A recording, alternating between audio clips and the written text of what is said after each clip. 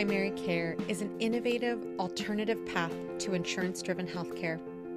Typically, a patient pays their doctor a low monthly membership and, in return, builds a lasting relationship with their doctor and has their doctor available at their fingertips.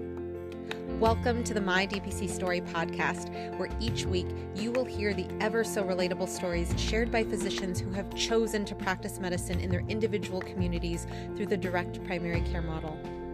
I'm your host, Marielle Concepcion, family physician, DPC owner, and former fee-for-service doctor. I hope you enjoy today's episode and come away feeling inspired about the future of patient care, direct primary care.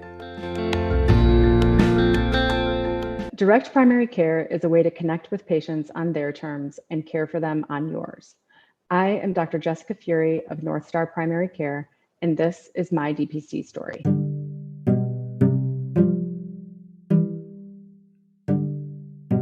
Dr. Jessica Furey is a board-certified family medicine physician practicing in Mequon, Wisconsin.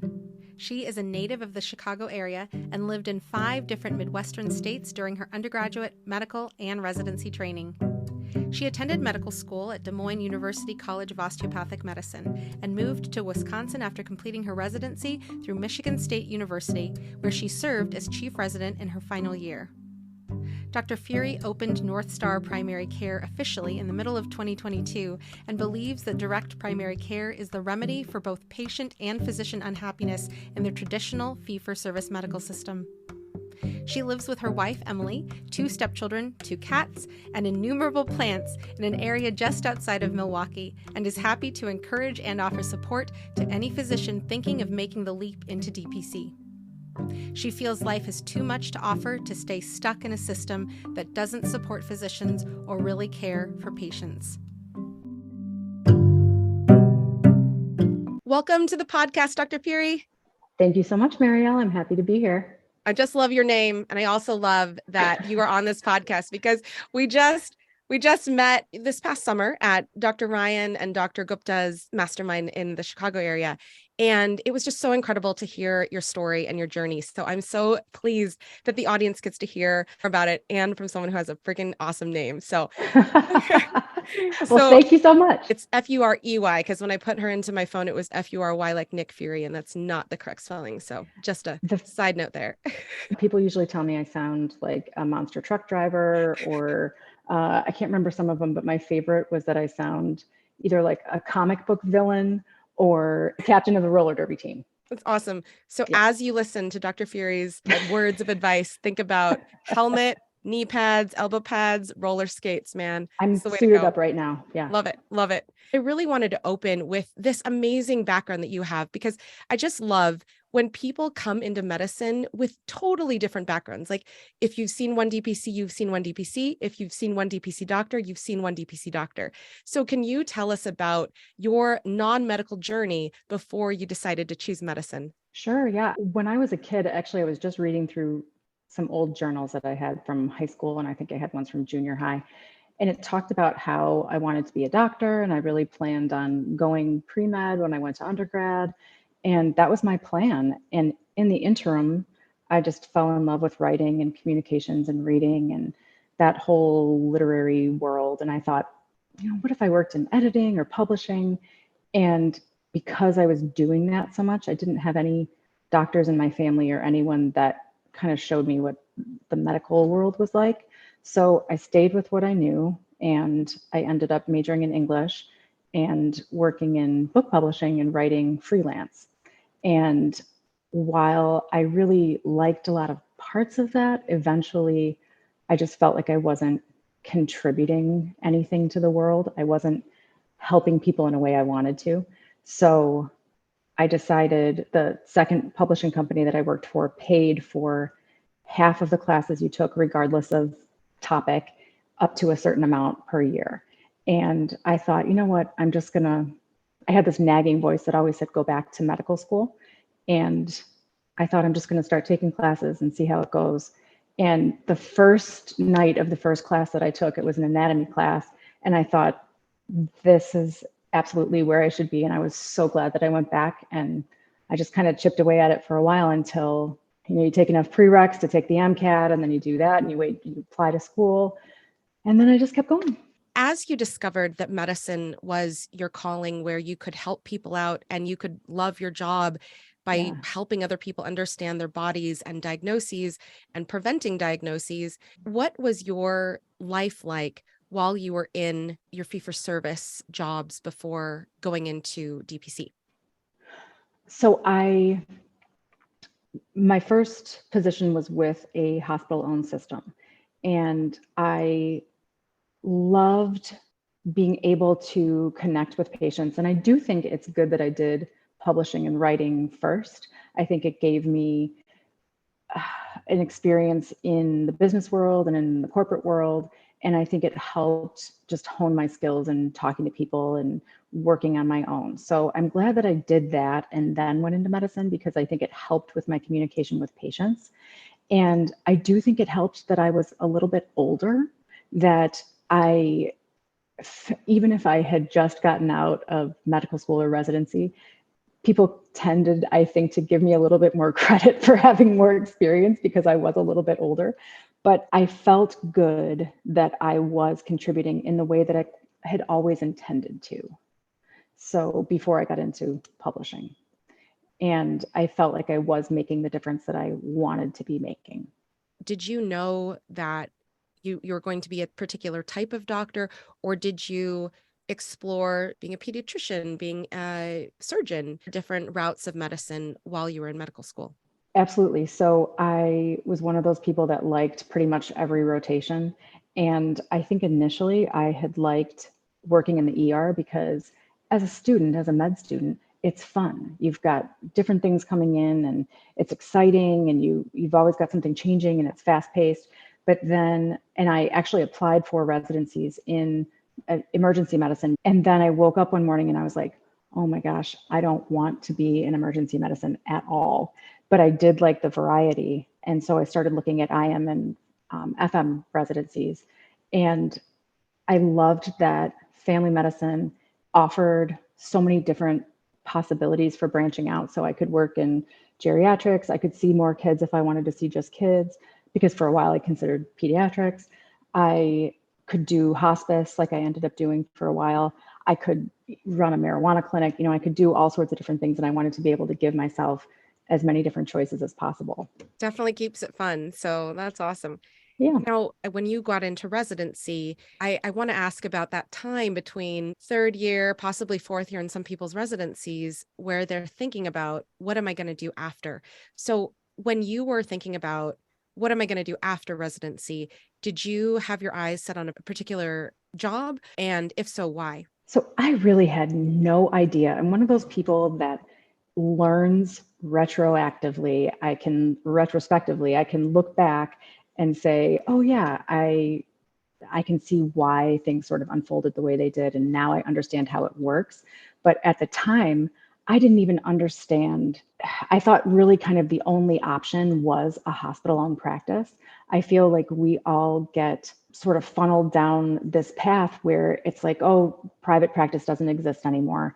You have to work for a hospital system, and that's just the way it is. And that's what I knew from residency, because that's what I trained in. And so I just thought, I'm going to work for a hospital-owned system, and that's the way it goes. And even though I was prepared in residency, I don't think I fully understood what my life was going to be like and how it was going to continue to evolve once I took that job. Those are words that any person who's already chosen DPC, whether they're open or not, they can relate to that for sure. Absolutely. And yeah. So as you were getting into an employed position, did you stay at that one employed position until you opened your DPC, or did you have multiple employed positions before you chose DPC? I had one employed position. I had a contract for 2 years. And when that 2-year contract was up, I changed jobs. So I ended up working for a DPC that was a large national corporate DPC. And that was way better. I loved working in that way and having patients that were part of the DPC, even though it wasn't my own personal DPC. And it was after a while in that position that it wasn't so much the straw that broke the camel's back, but it was getting to a point where I knew that I could do it on my own. And it took some time for me to actually realize, oh, this could be possible. I could run this myself. That's so cool, because even just as you shared about residency and that it prepared you, you got the confidence to open while working in a DPC space. So when you talk about that you got the confidence, what were some of those things you got confidence about, whether it be about running a business or the workflows? What were some of those things that you said, wow, I actually could do this on my own? So, you know what helped me so much was watching the old DPC Summit videos. And I thought I sort of stumbled upon those because I was looking around and I was researching, and I ended up reading Doug Furey's book, The Official Guide to Starting Your Own DPC. And reading his book made it seem so accessible and possible. And he lays it out so nicely. And then Dr. Paul Thomas's book, The Startup DPC, that was a great book too, that really was so comprehensive and had so many different tips and tricks and covered all the topics that I could possibly think of. And in watching those videos, reading the books, the people who were presenting at the DPC Summit that I was watching later seemed so accessible themselves and seemed like, hey, these seemed like colleagues of mine that I would potentially be working with. And it seems like if they could do it, because everyone talks about how they didn't have any business training, they were scared to do it, they didn't know how to draw blood because they haven't drawn blood in, however many years. And I thought, well, they have all the same fears that I have. So if they were able to get over it and do it, maybe I could possibly do that too. And then I had a couple colleagues of mine who did open their own DPC. So I was asking them questions, and I thought, there's no reason why I'm less equipped than anybody else. That is awesome. We talk about, oh, you go to a DPC conference and people are so happy and people are so enthusiastic, and you want to be like that. But how you shared, these are people like me who are doing these business things that I've also not done by myself, and yet they're doing it. And I have steps to teach me how to do it. And I have a community of people to back me up if I need, like you did, like we all do, to ask questions about specific details going into the future. I could do this too. Like, I think that is so cool to hear. And for those people who might be on the fence about DPC because of those concerns about not having a business degree or whatnot, I hope it provides them more confidence by the end of this interview than when they started listening to your episode. So thank you for that. I now looking back, I think of it as having no reason to have worried as much as I did, because I'm like, oh, there's always somebody to help you. So it seemed like I could literally call any DPC doctor in the country cold and just say, hey, I'm opening a DPC in Wisconsin. Could you potentially help me? Or, could you answer a question or two? Literally everyone that I've ever contacted has said yes and reached out and given me more information than I even asked for. And now that I'm in that DPC world, I see that people really are genuinely that way. It doesn't seem like it. It really is true. And if you have not yet already, the direct primary care summits for the year are going to be the DPC Summit, co-sponsored by groups including the DPC Alliance, as well as AAFP, Hint Summit, as well as Nuts and Bolts. And then also, for those of you who have not attended, I'm just going to put this out there because I attended last year and it was quite incredible for people, especially those who are wanting and looking for more information as to how to work with employers or build DPC into employers' plans. The Health Rosetta Summit, which is going to happen in August in Chicago, your backyard, is another place to go live in person to meet DPC doctors and people in the DPC ecosystem. So I just want to drop that note here. Go to the My DPC Story resources page. You can find all the links to the conferences and start making your plans with your family now so that potentially you guys can attend these conferences. The first summit that I went to was this past one in Kansas City, and it was great. I felt like I was just walking around seeing famous people because it was people that I had seen from conference videos or heard about. There's certain names you hear over and over. And I thought like, oh my gosh, that's so-and-so. But everybody is we're all on the spectrum of progress of how far along we are in our DPC opening or planning or thinking about it. And everybody has something to teach somebody else, and everybody has something to learn from other people. And if you open today, you can learn from the person who's been open a month or open 5 years or whatever. So there's the whole spectrum of people. Amen. Amen. So when you said, hey, like, there's no reason I couldn't do this, I'm going to do it. And then you opened North Star Primary Care. What were some of the first things that you did towards getting your business and your DPC up and running? So I remember hearing that basically you can just start with a stethoscope and your brain. And that's kind of what I did. So just like you in your mad search for your exam table for your office, I looked all over Craigslist and Facebook Marketplace and tried to find one that was used because I didn't want to spend thousands of dollars. I was looking for an electric table. And I actually found someone that their office was probably a mile or two from my house. And he was closing and he had an exam table and some lights and a couple different pieces of equipment. And I, at a great price. So I just went over one day and, had movers move it to my space. And I had opened slowly because there was somebody that I knew that needed a doctor. And he was waiting for me to open. So I thought there's no reason why, if I just have the basics, that I can't start. I had my insurance, I had a location, and I had an exam table. So I had some of my equipment from med school. So I opened, saw him, and then I could start sort of branching out from there. In terms of having that first patient, I know, like, the first week that I was open, I had so much pivoting to do because as prepared as I was like, oh my gosh, that workflow is not going to work. So can you think back to when you were opening, what were some of the things that you were like, oh, I didn't know I could do this way, or like, I did it a different way than I've always been taught because I can? So everything. So from the beginning, I didn't know how to fax. I didn't know, how do I get a phone number for the clinic? How do I send in prescriptions? And at that time, I didn't have e-prescribing capabilities. So I was calling in prescriptions and I thought, oh, should I get prescription pads like it's 1940 and write them out? But I eventually did get electronic prescribing. And so, I mean, it was everything. I had to ask someone every step of the way, how do I fax? If I want to fax or e-fax, and then if I fax something, how do I get a fax back? What number is it going to? What number do I tell people? So it was literally every little thing. And that patient did actually need specialist care. And I knew that going in that he was going to need some referrals. And so even that, I was like, how do I start finding specialists that I can work with?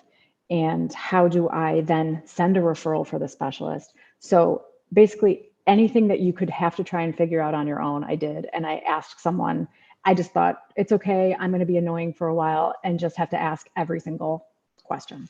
And honestly, I think it's a cool place to be. It will only help you, I feel, because when you ask all the questions, I mean, heck, I ask questions every week of people because I'm so nosy and I'm like, oh, I want to know more. But when you ask questions like that, that oftentimes makes you ask or think differently about different things, or ask questions that you wouldn't have necessarily asked on other things or other topics. And so I think that when you are actively asking questions, you're actively thinking and living in your business, which I think is invaluable because, I mean, yeah, we think about algorithms and we think about, overall, how is this person? I know this person's history. This is not normal. We think about those things. When it comes to the business mind and the person who's not coming in with a business degree, when you are asking those business questions, you are a business owner. Now, when you opened, you mentioned it like you had your license and whatnot, but how about in your state? What's your legal status? Are you an S Corp, LLC? What are you? And do you have any advice for people who are going to be opening in your state as well? Yes, I am an LLC, and I was one of those people that wanted an attorney to do the paperwork for my clinic and to make sure that I was submitting my application and that it didn't have to be a PLLC or all of those things. And I tried to understand the difference tax-wise and profit and loss-wise with an LLC versus an S Corp. And I ended up just putting it on my accountant / tax attorney's desk and said, can you please do this for me? Because this is something that I don't want to mess around with and not fully understand and then catch it down the line with a problem. So Dr. Phil Eskew has all of these different resources and everything on DPC Frontier for how to, do your paperwork correctly and the legal things to check. And I just didn't have enough confidence in my ability to not need extra help. So I had an attorney do that. And I had an attorney, there's so many differences with an LLC versus an S Corp. If you are just starting and you don't have a lot of money coming in and you are or aren't married and you are or aren't your own employee, like if you are your only employee, then there's so many different nuances of that I think having a lawyer to sort that for you is worth the money. And then I had a different lawyer who actually helped me start up with my practice and my forms and everything else, who was awesome. Gotcha. Your clinic is called North Star Primary Care. At what point in your journey did you decide that that was going to be your name? So my wife and I went back and forth talking about different names and different possibilities. And I wanted it to have an element of my own personal interest. So I am interested in astronomy and the stars and the planets in the sky and all of that. And I also loved the idea that the North Star was your guiding light and your reference. So I wanted to be that for my patients and to be a place where they felt like they could go to for help and guidance. Being a physician, I think, is being a guiding light for a lot of people, a lot of patients and families of patients we treat, but also just especially in the last days of a person's life, how a family, a person, a whole community can cling to a physician for guidance in such a finite amount of time left in a person's life. So segueing there, can you tell us how was that having your DPC up and running, accepting patients, and having your hospice job at the same time? I actually started working in hospice when I was still employed by that corporate DPC. So I had 4 days a week that I was working full time for the DPC. And then I had my day off, and I sometimes like to experiment and try different things and use my time, because otherwise I'm like, all right, well, I've got all this time, I could be doing something. So I decided to work, and the position that I took, it was inpatient hospice, and they needed someone, and that 1 day a week was fine with them. So I started out slowly and did that part-time.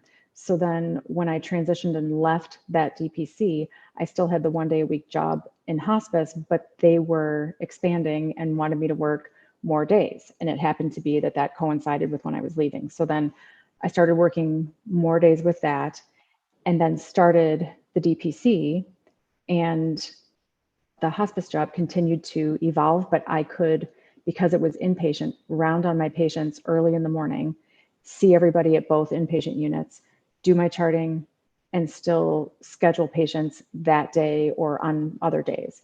So because both jobs had flexible scheduling, I was able to do them both. And the hospice job eventually became full-time. And that started being too much. So I love hospice. I miss that job all the time because I loved my patients. And if anybody's interested in hospice, if you get a chance to do that and you really want to, that was another thing that I thought, I don't know anything about this. I did one rotation, I think, in residency, and thought I would like it, and then started and was like, oh, I absolutely love it. So that's why those positions were able to work, because of the flexibility.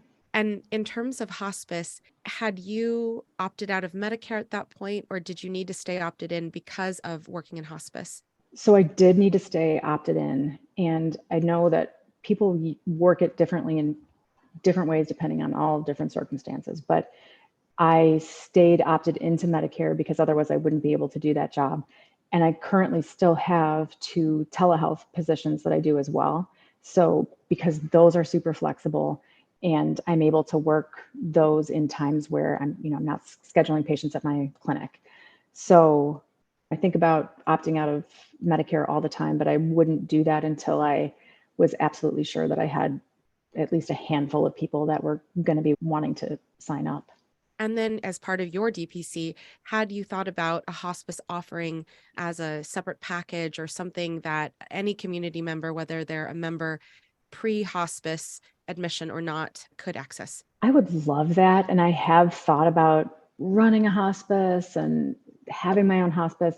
There are so many different rules with hospice and Medicare, and it's so tricky that right now, even the thought of that is like too much because of everything you have to make sure that you're complying with.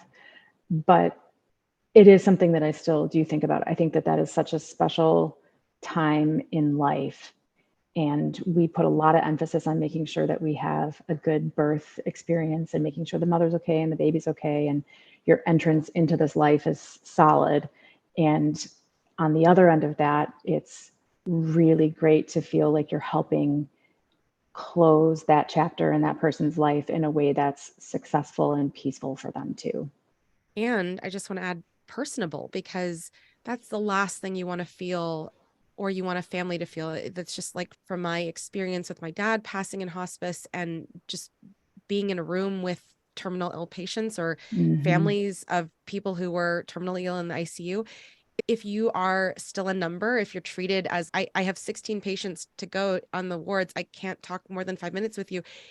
It really does not help a situation when somebody or a family is in crisis because they're about to lose a loved one. So I just love that possibility that you're thinking about potentially in the future to bring your DPC spirit and mix that with hospice. So that would be really cool. So keep us posted on that for sure. I will. You mentioned how you came up with a name for your clinic, but in terms of your logo, I absolutely love it. It's clean, it's simple, it's to the point, it's memorable. So can you tell us how you got your logo? Sure, yeah. I worked with my friend Kylie Ruggiero, who has her own branding and design company called Famous Victory. And she is awesome at her job. And we kind of brainstormed some different ideas, different possibilities, and came up with that. I wanted something that was sort of minimalistic and not too elaborate. And along the way, she learned about DPC because initially she was like, what is this? How does this work? And she loved the idea and the process so much that she signed up with a DPC, and she signed up her whole family for a DPC. And she now is really expert in DPC and how it works. So if anybody else has any needs for branding, logos, website, that kind of thing, you can reach out to me and I can absolutely talk to you about how to get in contact with her. You can Google her at Famous Victory, but she's how I got there. I don't know if she also had a hand in this, but I have to ask about your copy, because on your website it says, "Welcome to healthier healthcare." And I think that was also something I was really impressed by, because it's very clean and simple, but it makes sense because this is a way healthier way of people accessing care than waiting weeks and weeks or months and months to see their doctor and have to go to the urgent care to see a stranger in the meantime. So how did you come up with "Welcome to healthier healthcare"? So that actually was Kylie and her company as well. And immediately when they said it, I thought that's perfect because that is exactly what I'm saying. And I think that we have taken a lot of the health and a lot of the care, not to sound cheesy, but we have taken both of those things out of healthcare. And so I loved that she could very simply state that this is the healthier way to kind of approach your own healthcare. And it was simple and straightforward, and I loved it. Now, I want to ask about your patients, because you mentioned you had one patient and then you grew from there. When you were opening, did you set your membership prices because of other DPCs in the area? And have you changed them since opening? So I have not changed my prices since opening, and figuring out how much to charge really is a big task because you have different advice from everybody. One approach is to figure out how many patients you need to make a certain salary to keep your business going, to support your family, to be able to live off of just working with your practice alone. And I did sort of figure out those numbers, but those numbers don't really translate into what exactly you're making for X number of patients because you don't have that patient mix. you can do a pro forma and figure out exactly how many families and how many individual patients and how many business members you can have to come up with a certain amount of money. But what I did was a little bit of that math, and then I looked to figure out what other people in my type of area were charging, because Wisconsin has two major cities with Madison and Milwaukee. And then there are some smaller cities, and then there's a lot of rural. And you're going to charge differently based on where you're at, the services you're offering, and a bunch of different factors. So I tried to look at the prices plus what patients were getting for that price. And then I tried to find something that was within that margin. And you also have registration fees. How did you determine whether or not you were going to have a registration fee and what that charge was going to be? So I got a whole bunch of different advice on that as well. And I did charge an enrollment fee, and I didn't want it to be exorbitant, but there is a certain amount of work that goes into signing a patient up, getting them in your EMR, getting the records. And there is that little bit of startup cost. So that's why I ended up charging the enrollment fee. But I know a lot of people don't. And I know that there are certain reasons everybody has for why they go with what they do. And I think whatever feels right for you and whatever seems appropriate is fine. Just like your prices, there's no reason why you have to stay within the prices around you. If you're offering different services or you want to charge X amount, it's not wrong to do that. I absolutely agree. And on the onboarding a patient, absolutely. I mean, just the faxes that have to go out to get records, the importing of records, then the translation of records into usable information, that definitely takes time. And so I think that that's where the registration fee in my practice, I absolutely envisioned it to pay for, my VA who I have now, for that work that has to be done and done, in our practice, we have a 2-week turnaround between when you start registering and your first visit, because that's how long it takes sometimes to get records from some places and multiple phone calls, all of that. So I definitely would say, though, that I agree with you in terms of how you approached registration and what was it paying for, but also however you do it, you do you. And then if it doesn't work, you can change it. When it comes to patients, you also take care of employers and their employees. When you started working with your first employer, just like you did your first patient, what was it like adding your first employer group, and what lessons have you learned from that experience? So just like with individual patients, where you find out what their pain points are with their previous medical care. So they say, oh, I don't like that I can't get a hold of my doctor, or I can never get in if I'm sick, or it's too much money for this or that. The employers have different needs based on their own businesses as well. So you're going to customize what you do for each employer based on what their needs are. Number of employees, what they're looking for. Do they have an insurance plan that the employees are using? Is it a high deductible plan? Is it a catastrophic plan? Or is it something where they just want to cut costs by not providing insurance anymore and using you as primary care? It's so different with everybody that it's really hard to say, here's what you do with employers. But I think it helps to sit down with the owner of the company or whoever's contracting with you and say, what are your costs now? What are you getting for those costs? And then how can we work together that you can be happy with having my services? I can help you out, and you have a bunch of employees signing up at once. We always hear about joining the Chamber of Commerce and using that as a way to market to patients. And I really had honestly no idea how to do that either. And I thought, oh gosh, I sign up with these business groups, and then how am I going to go in there and talk about myself in a way that sounds like I know what I'm doing? And then I started going to like the coffee chats in the morning once a month, and you end up honestly getting the most benefit from just meeting other employers locally and other people who work with the chamber. And it's a great way to network and say, oh, you have a business that does this, I could use that. And even if you're not directly selling your services, you start to meet more people, and then you expand your network of connections. That is definitely a way to get that word of mouth going. So I think that's great advice. When we talk about word of mouth, one of the things on your website is your patient quotes. I really love and I appreciate when anybody puts patient quotes on, but something that I thought was unique about yours was the dates on your patient quotes. So some of them, I think one was from 2013, and I love that because it was like it gave you street cred way before you opened your DPC. So I wanted to ask you, was that specifically why you included those dates, or did you have another reason in mind?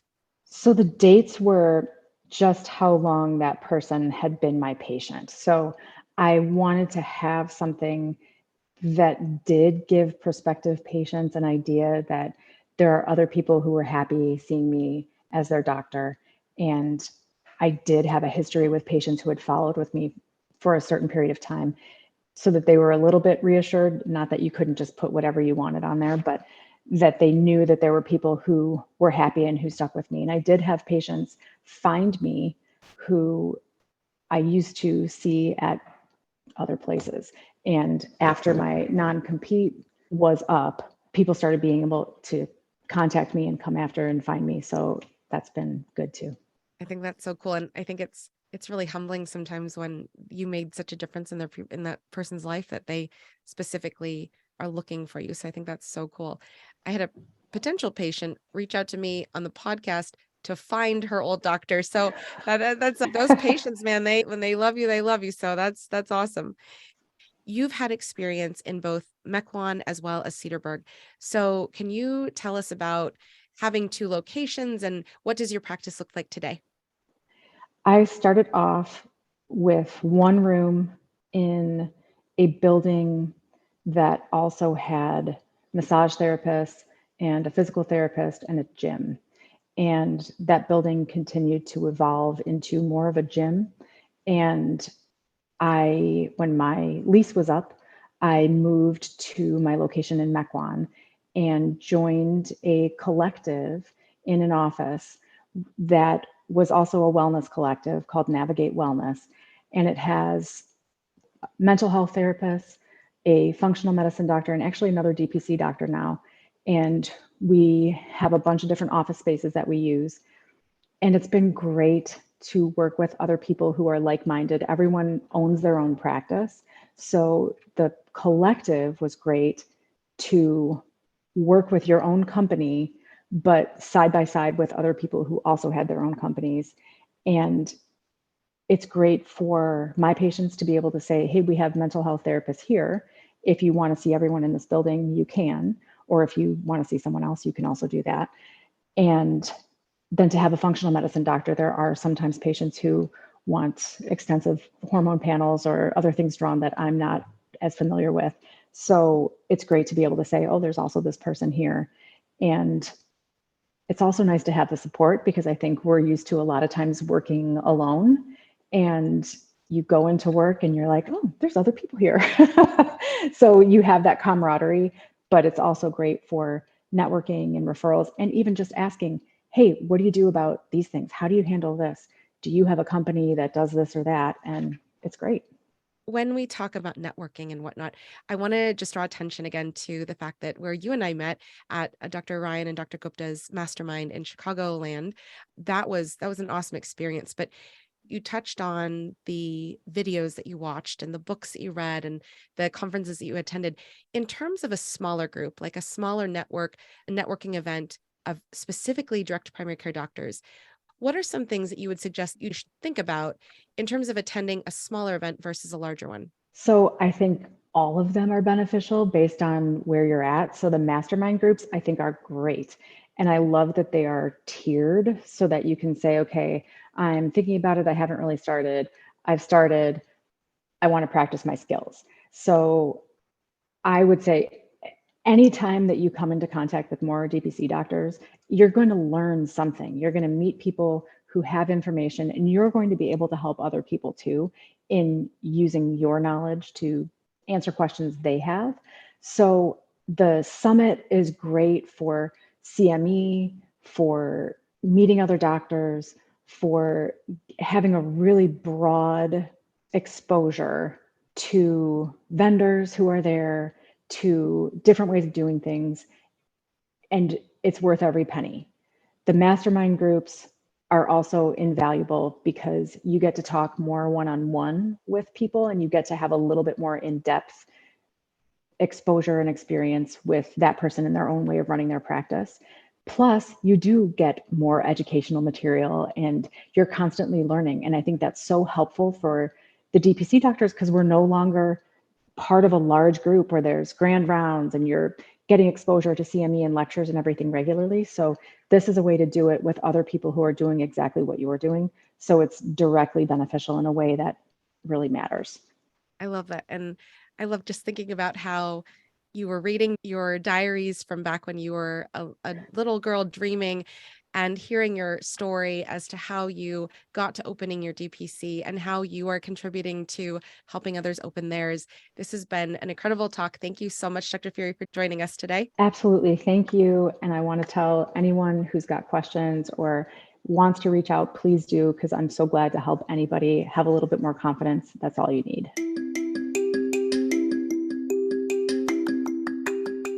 Next week, look forward to hearing from Dr. Esther Katibi of New Life Direct Primary Care in Corpus Christi, Texas. If you've enjoyed the podcast and you haven't yet done so, subscribe today and share the episode with a physician you may know who needs to hear about DPC. Leave a 5-star review on Apple Podcasts and on Spotify now as well, as it helps others to find all these DPC stories. Lastly, be sure to follow us on social media. If you're wanting to continue learning more about DPC in the meantime, check out dpcnews.com. Until next week, this is Marielle Concepcion.